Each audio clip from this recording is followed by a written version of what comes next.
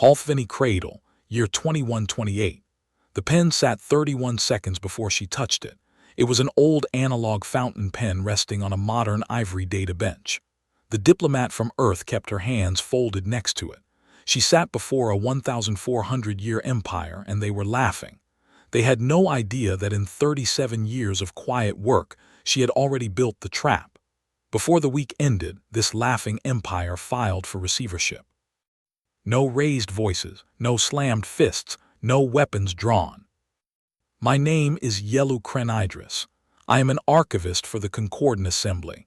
I write the history of the galaxy. I fold the corner of my page when I reach a hard truth, and my books are full of creases. I am writing this down because you need to understand how the trap was built. If you think an empire falls to warships, listen closely to what happened next. The Grand Rotunda was a hollowed asteroid. Its white ceiling rose 91 meters high. 311 species had seats in the tiered rows, curving up like a massive bowl. The air smelled of ozone and filtered dust. Above the floor, the seating rings glowed with soft blue light. Earth had exactly one seat. When humans joined the assembly, the builders of the hall placed the human bench exactly 1.4 meters below all the others. They dug a literal pit in the floor. It was a planned insult, a physical way to say humanity was small, new, and weak. For 37 years, every alien delegate looked down at the top of a human head. Ambassador Sundara Vasape did not care about the drop. She was 58 years old. She wore a dark gray suit that never wrinkled. A thin braided horsehair bracelet rested on her left wrist. It was 41 years old, a gift from her mother. Next to the heavy horn pen sat a metal thermos of cold rooibos tea. Her daughter had packed it for her at dawn. Cold condensation beaded on the metal side. Sundara pressed her tongue against the back of her front teeth. She did this once, twice, 3 times. It was a completely quiet habit. A young human aide watched her, confused by the stillness. Sundara set the horn pen on the lowered bench the way her grandmother had set down a rifle she no longer needed. She set it down carefully, like the room had not earned it yet. The cream-colored steerhorn shaft had a single nickel band. The nib had been ground down twice by hand. It belonged to an older, slower world. High up in the top tier, first speaker Drenok Vihesar stood. He was a Tharvan. His people ran the suzerainty. They were a mercantile empire built entirely on debt. They owned the money of 14 neutral star systems. They had ruled the galactic economy for 14 centuries. Their national accounting system had a column for principal. It had a column for interest. It had no column at all for patience. They did not believe minor species had the right to wait. Drenok stood 2.4 meters tall. The heavy bone plate on his back clicked dryly when he turned his head. The sound carried across the quiet room. He had pale ochre skin. Thick vertical scars marked his face. Each scar stood for a star system his fleet had taken under his command. He had 11 scars. He could not metabolize sugar. His people thought sweet things were a moral failure. They believed only harsh, bitter truth had value. Drenok looked down at the human bench. Or rather, he looked at the empty space just above it. He refused to look the human in the eye. "The courtyard species," Drenok said. His deep voice echoed off the curved ivory walls. He held up a glowing slate. He read 51 alleged rule breaks. He blamed Earth for a minor mining claim on a moon they did not even own. He listed shipping delays. He cited improper border crossings. The list went on. It was incredibly boring. It was meant to be boring. Power likes to make people wait through the dull details. Then he reached the end of the page. He read Motion 722. He wanted full weapon removal from the Sol system. He demanded Earth give up 11 orbital space yards immediately. He asked to move 1.6 billion humans to new, barren planets. He called it an atmospheric fixing program. It was a death sentence wrapped in legal words. The chamber laughed. It was not a loud laugh. It was a soft, cruel sound from hundreds of different throats, a low hiss of amusement. Only a few delegates stayed quiet. The Brun delegate folded his 4 furry arms into his wide sleeves. He stared at his own heavy boots. The Teth Cove delegates rubbed their segmented insectoid legs together in nervous silence. They knew something was wrong. Down in the pit, Sundara did not blush. She did not yell. She let the insult finish. She listened the way a person lets a long receipt finish printing before they check the total cost. Then she reached for the pen. The horn cap felt warm in her palm. It smelled faintly of old beeswax from years of use. She pulled the cap off with a soft pop. She took a single sheet of thick concordant vellum paper. The whole room watched her. They expected a plea. They expected a desperate defense speech. She wrote 3 words. Already balanced, close. She folded the heavy vellum once. She slid it across the smooth data bench to Drenok's aide, who took it with shaking green fingers. Sundara pushed her chair back and stood up. Protocol demanded lower-tier species bow 16 degrees before leaving the floor. She bowed exactly 16 degrees, not 15. Not 17. She turned around. She began to walk out. Her shoes had hard, flat heels. They hit the ivory floor. The sound cracked through the massive room. 1 step, 2 steps, 3. 81 steps total. By the time she reached the heavy metal doors, the laughter had completely died. The entire chamber was silent. A cold fear crept into the high tiers. For 217 years, no one had walked out on a first speaker. You did not turn your back on the Tharvan. You begged. You bargained. You did not walk away. The heavy doors shut behind her. The click of the metal lock sounded like a vault closing. Far away on Earth, a different vault had already been closed for a long time. It sat under an old bakery on a narrow street in Bern. The year was 2091. That was 37 years ago. The room smelled of old yeast, damp stone, and cheap coffee. A dented metal kettle sat on a hot plate in the corner. It whistled every 38 minutes. Nobody ever rushed to turn it off. A young woman sat at a scratched wooden table in the vault. It was Sundara. She was 21 years old then. Her face had no wrinkles. Her horsehair bracelet was brand new, fresh from her mother. She was just a translator back then. Across from her sat Brigadier General Yetund Adikola. The general was retired from active ground combat. She wore a thick wool sweater that swallowed her thin frame. A thin cardboard folder lay on the table between them. Someone had written words on the cover in gray pencil.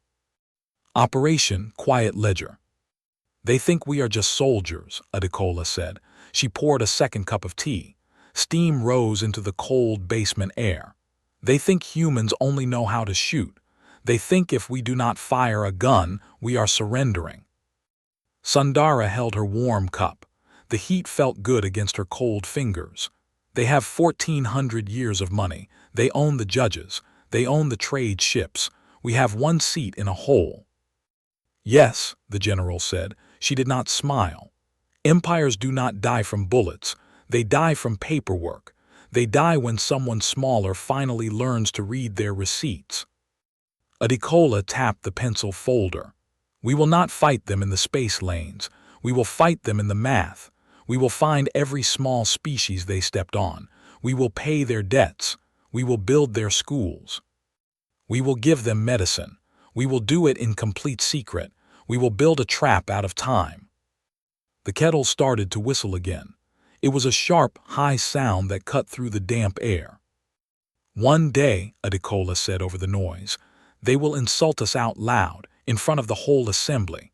When they do, you will not raise your voice. You will write 3 words. The rest is already done. That was 37 years ago. 37 years is a very long time to keep a secret. It is a long time to hold your breath while someone taller steps on your shoes. It takes a special kind of mind to wait that long. The Tharvan Empire did not know they were inside a trap. They thought they were the ones building the cage. They did not notice the 7 people working in the dark to take them apart. I am an archivist. I care about records and real facts. Let me tell you about the 7 architects of the ledger. They did not wear bright capes. They did not carry heavy swords. They carried math. General Adekola built the core plan. She drew the map of the Tharvan weak points.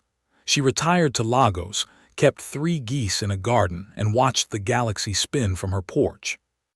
Dr. Idris Penhamarwan tracked the money. He was an Earth economist with bad eyesight. For 3 decades, he mapped every single debt the Tharvan held. He found the hidden rules in their banks. He knew exactly who owed what and when the payments were due. Captain Anok Veselin ran the boats. She commanded 4 deepwater fishing fleets. They had 219 ships. In 30 years, they never caught a single fish. They mapped deep space currents and laid silent cables. Halais Burend handled the people. She managed 1,418 human agents. They lived on 91 different alien planets. They worked as clerks. They worked as night cleaners. They poured drinks. They listened to every secret the Tharvan spoke out loud. Father Anselm Driscollmock learned the laws. He was a Jesuit priest with a mind for puzzles. He memorized 23 different alien legal codes. He found the tiny loopholes the Tharvan forgot they had written. Sergeant Major Caitlin Brannog protected them all. She was a combat soldier who never fired her gun in 30 years of service. She thought keeping her weapon cold was her best work. She kept the spies safe. And Sundara was the voice. She was the pen that would sign the final page. They waited, they watched, they pulled the thread. The clock started the moment Sundara's flat heel hit the hall outside the rotunda. The 37-year trap sprang open. It did not start with an explosion. It started with a quiet data ping. 4 hours after Sundara walked out, 9 minor species filed legal claims. They used Article 23 of the Concordant Law. The Tharvan had ignored these 9 species for centuries. They thought the small alien groups had no money, no voice, and no power. The 9 species were small. The Brunfolk were short and furry. The Alunvesh lived underwater and needed wet suits to breathe on land. The Drasikmev were gas giant dwellers who never got an embassy. The Tharvan called them all footnotes. But for 37 years, Earth had been helping them. Earth sent them clean food. Earth sent them water filters. Earth doctors cured their sick kids. None of the supply boxes had human logos on them. The Tharvan never looked close enough to see the hidden human hand. Now those 9 species spoke at the exact same time. 11 hours passed. Halais Burend gave a quiet order from a dark room. Across 91 worlds, the hidden human agents sent their secret files. They sent thick legal papers to the high courts. They proved the Tharvan had broken trade laws over and over again. They showed the stolen money. They showed the forged ship logs. 19 hours passed. Out in the deep black of space, Captain Veselin's fishing boats finally moved. The 219 ship hulls dropped their heavy cargo nets into the dark. The nets did not catch space debris. They held massive signal blockers. No klaxons sounding, no troops marching, no borders crossing. Just a wall of static. The nets cut off the Tharvan military communication lines. The great Tharvan war fleet could not talk to its own generals. The ships floated in the dark, deaf and blind. 27 hours passed. Dr. Penhamarwan sat at his cluttered desk. He wiped his thick glasses. He pressed a single green button on his console. He triggered 38 debt calls against the Tharvan banks. He used the neutral star systems to demand full payment all at once. The law said they had to pay within a day if a coalition asked. The Tharvan Empire was built entirely on money. Now, that same money was choking them. Up in his high tower on Halfvini Cradle, Drenok stared at his glowing screens. The pale ochre skin of his face turned tight and dry. The bone ridge on his back clicked fast. a sign of deep panic. He could not understand the numbers falling down his monitor. His fleet was huge, his soldiers were strong, but his banks were freezing. 41 hours passed. 3 Tharvan shipyards were legally taken by Brunn creditors. The Brunn folk just walked in, showed the proper paperwork, and changed the locks. The Tharvan guards did not know what to do. You cannot shoot a bank clerk holding a legal court order. 53 hours passed.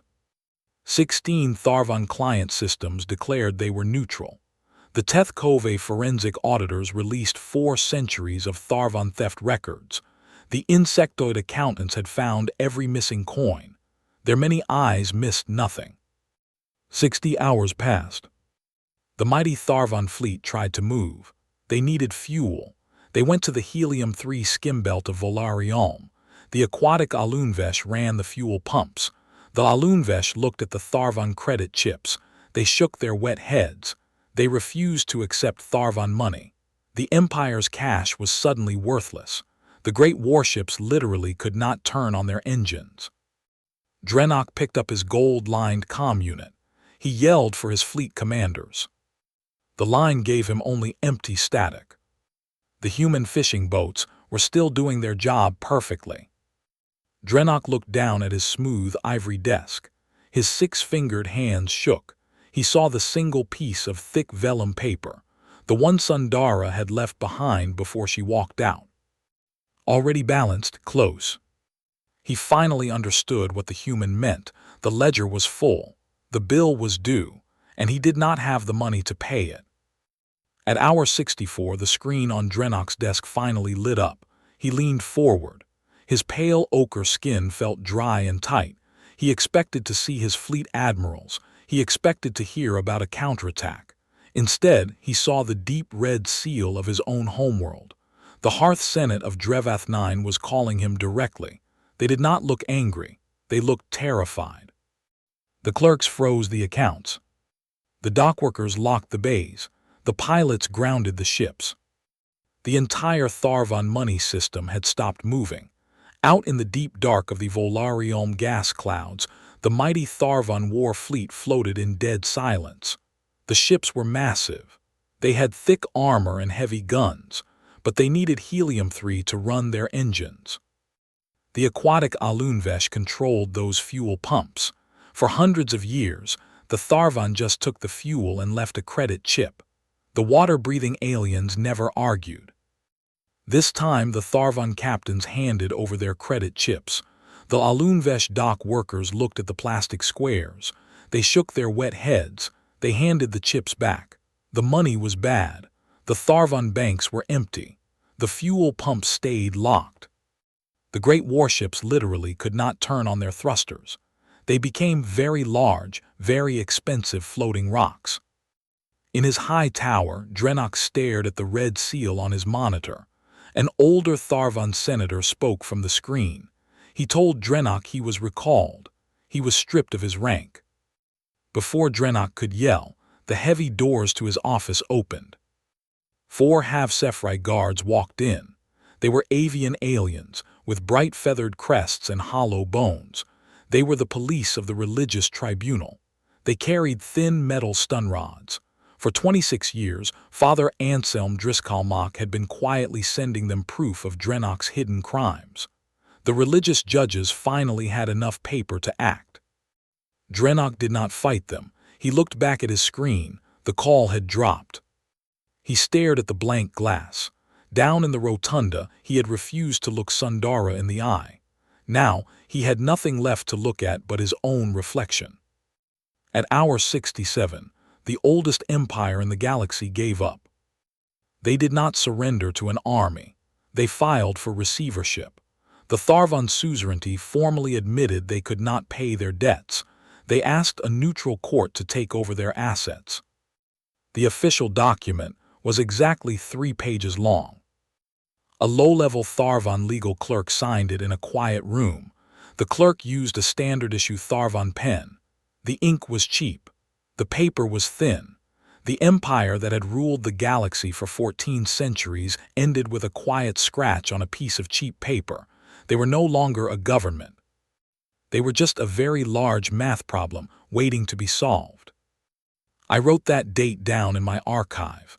I folded the corner of the page. It was the moment the old galaxy died, but it was not the end of the story. The story ended 3 hours later in a quiet room on Earth. At hour 70, a journalist from a major news network called Sundara. Sundara was not in a war room. She was not standing on a podium. She was in her small kitchen in Geneva. The sun was shining through the window. A fresh basil plant sat on the sill. It smelled bright and green. Her daughter stood at the counter. The young woman had white flour on her hands. She was rolling out fresh pasta dough with a heavy wooden pin. The kitchen felt warm and safe. Sundara sat at a small wooden table. She wore a simple loose shirt. The horsehair bracelet rested quietly on her left wrist. A cup of hot tea sat in front of her. Steam curled up into the sunlight. On the stove, a kettle started to whistle. It was a sharp, loud sound. Sundara did not rush to turn it off. She let it sing, just like the old dented kettle in the burned bakery vault all those years ago. The comlink hummed. The journalist's face appeared on a small screen on the table. He looked out of breath. He looked like he had not slept in 3 days. The whole galaxy was watching this feed. Billions of people were waiting for the human diplomat to brag. They wanted to see her claim victory. "Ambassador," the journalist said, his voice shook slightly. "The suzerainty has collapsed. Their fleets are stopped. Their banks are closed. The first speaker is under arrest. It took less than 3 days." Sundara picked up her teacup. She took a slow sip. "My question is about the note," the journalist said. He held up a picture of the thick concordant vellum paper. The 3 words were written in black ink. "When they insulted you in the rotunda, you wrote this. You wrote already balanced, close. What did that mean?" Sundara set her cup down. The ceramic bottom clinked softly against the wood. She did not smile. She did not raise her voice. She looked directly into the camera lens. She thought about the 37 years. She thought about the dark basement in Bern. She thought about the time she had sat in the rotunda, pressing her tongue against her teeth. 1, 2, 3. She had not been holding back anger. She had been counting. She always counted to 3 to make sure the Tharvan were fully committed to their own trap. She listened, she waited, she closed the book. "They spent 1400 years thinking patience was a weakness," Sundara said. Her voice was flat and calm. "They built a system that only looked at big numbers. They forgot that small numbers add up if you give them enough time." She looked at her daughter rolling the dough. "The Tharvan brought a list of demands to a room they thought they owned," Sundara told the galaxy. "But the room had changed while they were not looking. The bill for their empire was already due. The note meant exactly what it said. The room had already balanced its own books. We were just here to close the cover." The comlink cut out. The interview was over. That short clip played across the galactic news networks 4 billion times over the next 2 days. It changed the way every species talked to each other. No one ever mocked the human bench again. The accounting columns of the galaxy were forced wide open. The ledgers had a new space for patience. But a closed book does not bring the dead back to life. 2 months later, it rained heavily in Lagos. The veterans' garden sat behind a large stone house. The ground was soft and muddy. Wet green leaves hung heavy on the trees. 3 white geese waddled through the wet grass. They honked softly at the rain. Brigadier General Yetund Adekola sat on a covered porch. She was in a wheeled chair now. Her legs did not work well anymore. She wore a thick wool blanket over her knees. Her eyes were still sharp. Sundara stood next to her. She wore a dark black suit. Dr. Penhamarwan stood on her other side, wiping rain off his thick glasses. Captain Veselin and Halais Burin stood in the back. Father Driskalmak held a thick leather book. Sergeant Major Brannog stood straight and tall, keeping watch. The 7 architects were all together. There were no cameras here. The galaxy did not know this meeting was happening. Father Driscollmock opened his book. The pages were safe from the rain. He began to read names out loud. He read 327 names. These were the humans who did not live to see the trap spring. They were the embedded agents who died far from home. They were the couriers whose ships simply vanished in the dark. They were the accountants who asked the wrong question and fell out of high windows. They paid the true cost of the quiet ledger. He read the name of a young translator. The Tharvan had killed him in a staged transit crash 20 years ago. He read the names of a whole freighter crew. The Concordant Assembly had refused to look into their deaths. Then he stopped. He handed the heavy book to Sundara. Sundara looked down at the final name. It was the hardest one. Eno Velish, Sundara read. Eno was a 14-year-old exchange student. She was half human and half Tethkove. She had gotten sick with a simple stomach bug, but a Tharvan trade blockade had stopped her medicine from reaching her planet. The Tharvan held up the shipping lane over a minor tax dispute. They made the ships wait 9 days. Eno died on the 8th day. Sundara's voice did not shake when she read the name. It did not need to.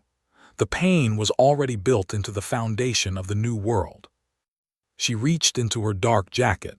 She pulled out the heavy horn fountain pen. The steerhorn shaft felt cold in the wet air. The nickel band was dull in the gray light. She held it for a long moment. She remembered setting it down on the ivory desk in the rotunda. She remembered the loud laughter. She remembered the complete, dead silence when she walked out. She had used this pen to sign the orders that built the trap. She had used it to write the final 3 words. She looked at the general. Adikola gave a slow, single nod. Sundara pushed the cap onto the pen. It made a sharp, final click. She put the closed pen deep into her pocket. She never wrote with it again. There were no monuments. There were no parades. There was only the garden. That is the true history of the quiet ledger. I have written it all down. I am an old man now. The galaxy is very different. 40 years have passed since the rain in Lagos. The great grand rotunda on Halfveni Cradle is gone. They shut it down and sold the asteroid for scrap metal. The sunken human bench was dug out of the floor. They shipped the wooden desk back to Earth. It sits in a quiet museum hall now. School children walk past it and look at the smooth wood. Sundara died 6 years ago. She passed away in her sleep. She left her tools behind. I sit here in the Lagos garden. The sun is warm today. The mud has dried into hard dirt. The old geese are long gone. A young woman sits across from me on a wooden bench. She is Sundara's granddaughter. She has the same dark eyes. She has the same quiet way of holding her hands. She wears a thin braided horsehair bracelet on her left wrist. It is very old now. The hair is frayed at the edges. A small metal fire pit burns between us. The wood pops and cracks in the heat. Orange sparks float up into the green leaves.